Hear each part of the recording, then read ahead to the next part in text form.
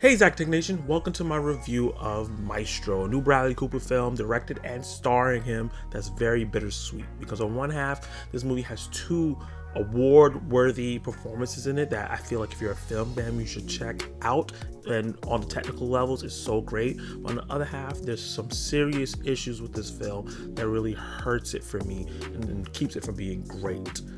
Well, I'm going to talk about two reasons why I think this movie you should definitely check it out, at least on Netflix if you get a chance, and two reasons why I feel like it was held back by some problems that didn't make the overall film great. So let's attack it.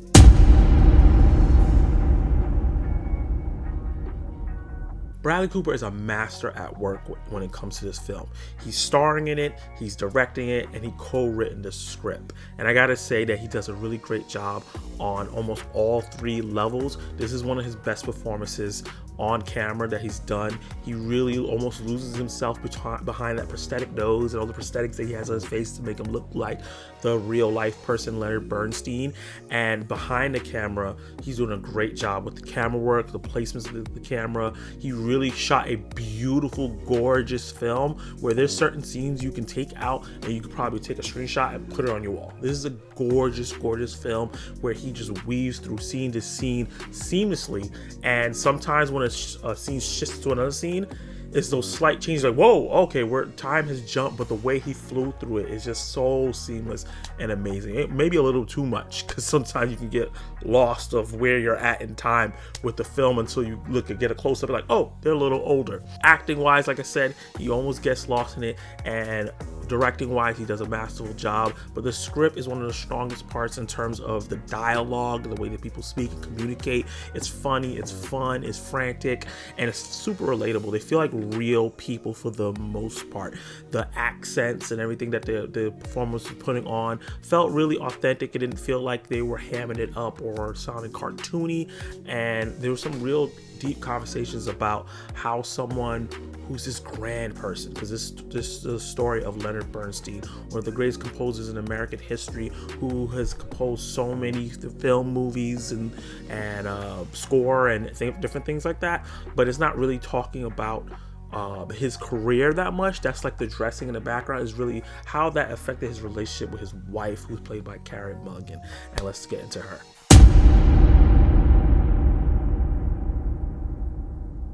I haven't seen much Carrie Mulligan. I've heard her name a bunch of times. I've probably seen a film of her here and there, but this is an amazing performance from her. So strong. She's the backbone in this film. She's the glue that holds it together. She's the heart. She does an amazing job of going from this kind of naive young girl when she first meets Leonard Bernstein and becoming a person that's his support rod for him, to finally realizing the dirty deeds he was doing.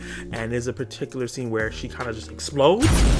Oh my god, that is the what Oscar people love in these films, those type of monologues, and I was just enthralled. I thought she did a fantastic job throughout this whole movie. I would have loved how we got an Elvis film and then we got Priscilla. I would love a biopic just about her because she seems so interesting and her life was so rough and tragic, but she persevered through so much throughout this film, while also Bradley Cooper's Leonard was doing the same thing. And the movie has a way of shifting between perspectives. Like at one point it's through Leonard Bernstein played by Bradley Cooper, then it's through Carrie Mulligan, and then the film kind of shares their perspectives together towards the end, and her perspective is some of the strongest parts of the film. She did such a great job, and I hope she gets nominated for multiple awards.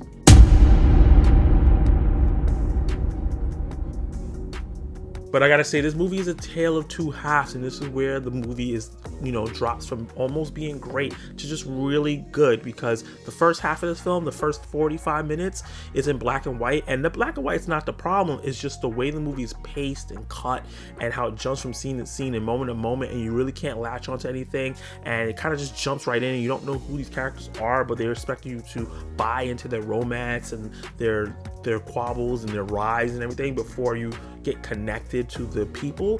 There is a bit of a shallowness in the beginning of the film there where I feel like he should have took his time to get the characters more in depth. so you can care about their journeys to greatness, because we start from them when they're like the young actress that's on the calling card and she has to wait to see if another actress goes down so she can get in. And Leonard Bernstein, Bradley Cooper's character, is a young composer who, you know, gets a call randomly to compose this big show because two of the people that were ahead of him couldn't get there, so he gets this big breakout moment and starts getting on the rise.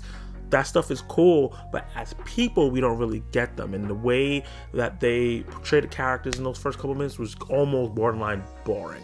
And it not until like we get past the black and white stuff, we get into the color, where the movie really picks up and the crux of what makes this movie really good starts. And that's really when they get married, they start having family, and they start talking about the relationships. And Leonard Bernstein is a gay man, or maybe bisexual, because there's more than one woman that he's attracted to, that continues to cheat and things like that, as many great musicians, entertainers do when they're married and still go and do that. But kind of dwells into that drama and how his striving to want it to be great affects the rest of his family, his wife, his kids, and his friends around him, and really show their perspective. That's when the movie is firing on all cylinders, when they're showing that those effects, and when they are showing him interacting with each member of his family and his friends. When the movie is focusing more on the orchestral part and the classical musical part, I feel like that's the weaker parts, and that might be a personal preference for me because I'm just not a fan of classical music or really want to care about the history of it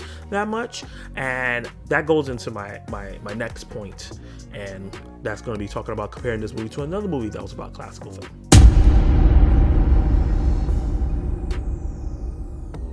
Classical music part is really what hurts me. And this movie reminds me of a movie that came out last year that people raved about, called Tar, with Cate Blanchett. She got nominated for Best Actress.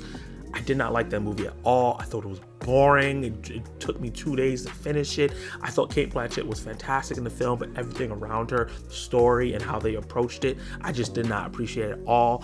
And I just don't care about classical music.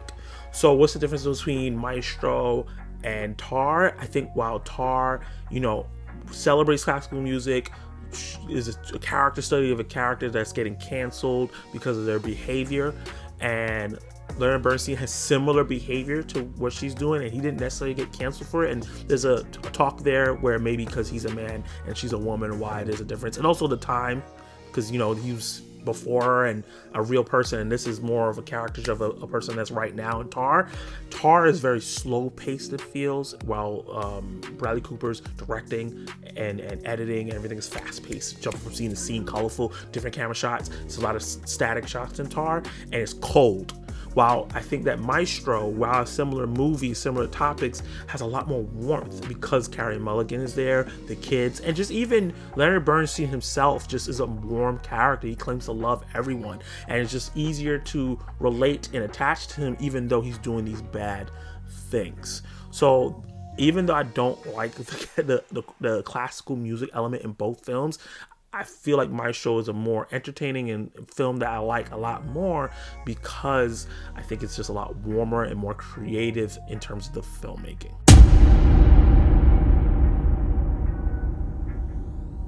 So yeah, I think Maestro is a film that may be a bit overhyped to some people, where it's talking about it's one of the best of the year. I personally don't think so, but I still think it's a really good film. I think that it's on Netflix. You can definitely go check it out. It doesn't overstay its welcome. I think that if you are a fan of classical music, you definitely will enjoy those scenes more than I did. But the performances and the family dynamics and Carrie Mulligan and Bradley Cooper's performances specifically in this film are some that you need to really see, and I feel like are going to be talked about coming award season. So I will give this a really good recommend if you have the time to go check it out. I know it's really busy with so many movies coming out right now, but I feel like Maestro is a film that's really, really good. I'm just gonna give it a C+.